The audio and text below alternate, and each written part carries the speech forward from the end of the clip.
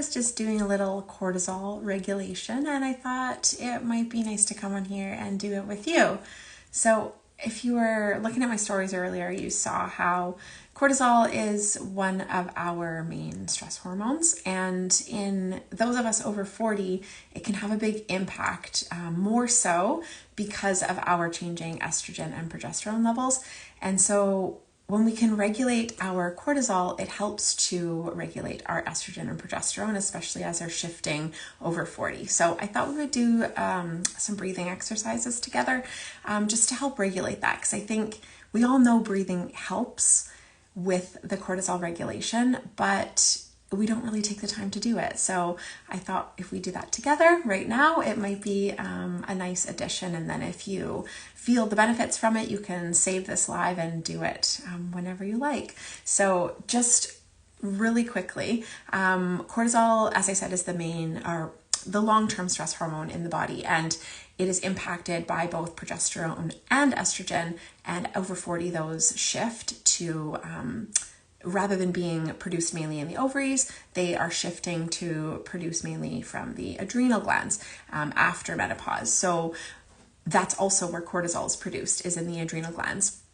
And when all of these hormones are being produced from the adrenal glands, the cortisol kind of takes precedent, and therefore the estrogen and progesterone don't get produced as much as they could if cortisol was regulated. We need cortisol, don't get me wrong, we want cortisol, but in so many of us over 40 with our busy lifestyles and all of these added stressors, it tends to play too much of a key role in our life, and then we feel symptoms like sleep is disrupted, mood shifts that we don't necessarily want, we notice more memory loss or brain fog, weight management is more difficult, especially in the midsection. There are so many different symptoms we might notice, and so by deep breathing or by doing different breathing exercises, it can really help to regulate cortisol, which therefore helps to balance out our progesterone and estrogen as well. And then of course insulin is affected, because they all play a nice little dance together. So if you want to join me for this breathing exercise, go ahead and grab your thumb and your finger.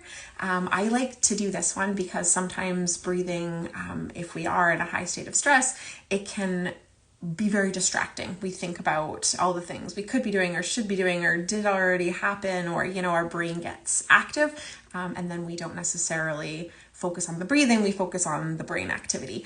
But when we do this particular breathing exercise, we have to think about it just a little bit, but it brings that attention back into ourselves rather than all those external things. So grab your finger and your thumb, put them on your nose like this, and then we're going to open up one side, breathe in that side, close that side, open up the other side, and exhale. Then we'll breathe in that side, close it, open the other side, exhale, inhale that side, close, open the other, exhale, inhale that side, close, open the other, exhale. Go ahead and close your eyes if you like. Inhale, open the other side, exhale. And do a few rounds like this. We inhale that same side, close, open the other, exhale. Inhale here, close, open the other, exhale. Inhale here,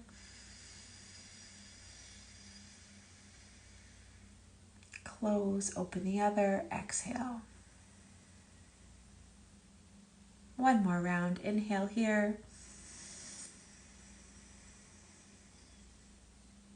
close, open the other, exhale.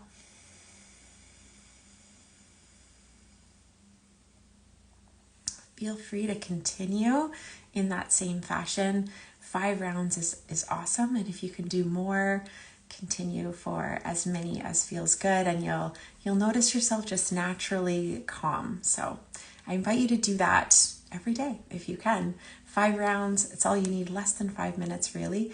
Add that in as often as you can. Bye for now.